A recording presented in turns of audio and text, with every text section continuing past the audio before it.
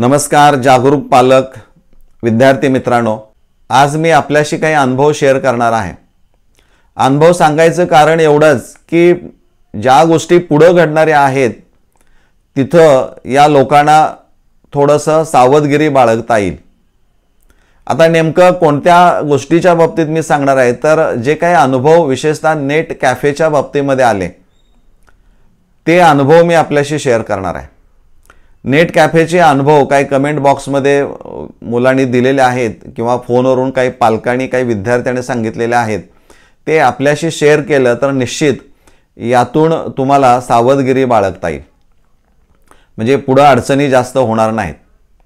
एक विद्यार्थिनी आहे, तिने सांगितलेलं आहे की एका नेट कॅफेमध्ये मी ज्यावेळी गेले कॅप राऊंड 1च्या वेळेस, तिथं एका विश्वासानं मी गेले सर की तिथं तुम्ही ती प्रोसेस सगळी पूर्ण करावी म्हणून, आणि त्यांनी त्या पद्धतीने सांगितल्याप्रमाणे केलं, परंतु प्रिंट दिली नाही, पुढे काही चर्चा नाही। आणि ज्यावेळी कॅप राऊंड 1ची अलॉटमेंट झाली त्यावेळेस या विद्यार्थिनीने जाऊन चौकशी केली, कारण याला काहीच कळालं नाही। बाकीच्यांना ॲडमिशन्स मिळाली, कॉलेज मिळाली, तर त्यांना त्या मुलीला सांगण्यामध्ये आलं की तुला काही कॉलेज मिळालेलं नाही।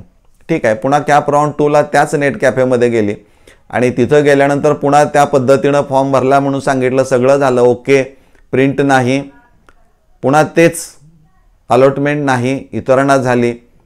आणि मग तिला आज ज्यावेळी आज माझे काही दिवसभरामधले जे काही व्हिडिओ आहेत ते पाहिल्यानंतर तिला पुन्हा लक्षामध्ये आलं की एक वेगळ्या नेट कॅफेमध्ये जाऊन तिनं पाहिलं आणि तिथं गेल्यानंतर तिच्या लक्षामध्ये आलं की तिनं जी काही डॉक्युमेंट्स दिलेली होती ते डॉक्युमेंट्सच अपलोड झालेले नाही आहेत, आणि त्यामुळं सगळ्या अडचणी पुढे झालेल्या आहेत।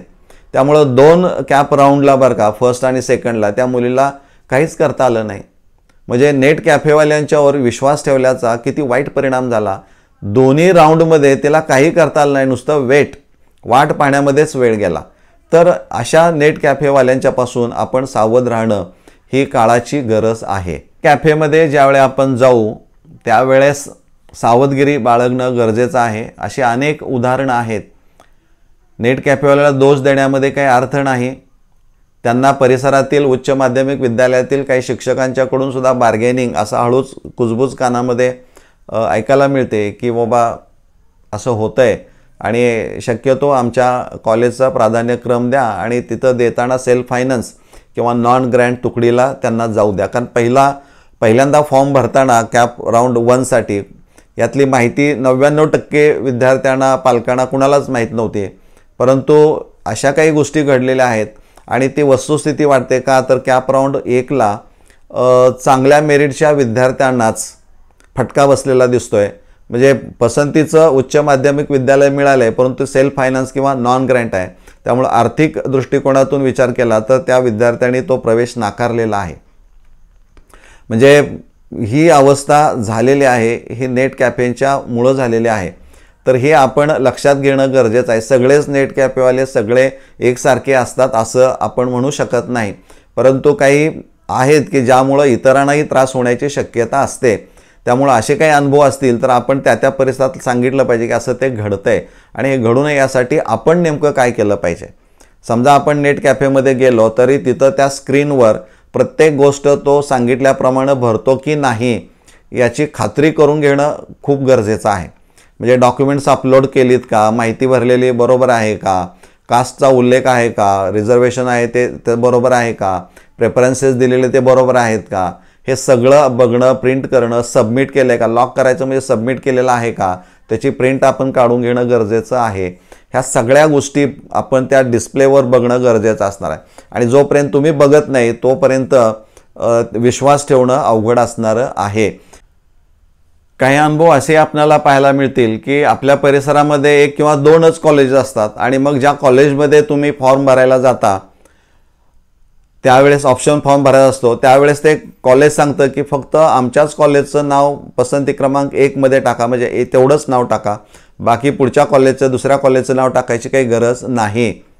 आणि त्यामुळं पालकांना प्रश्न पडतो की मागचा अनुभव बघता नाही मिळालं तर काय करायचं, दुसरे पर्याय टाकले पाहिजेत, परंतु ते टाकू देत नाहीत आणि मग माघार यावं लागतं। मग दुसऱ्या कॉलेजमध्ये गेलं तर तेच सांगतात की आमच्या कॉलेजचं नाव तुम्ही 1 क्रमांकला टाका, 2 नंबरचं नाव कुठलं टाकायचं नाही.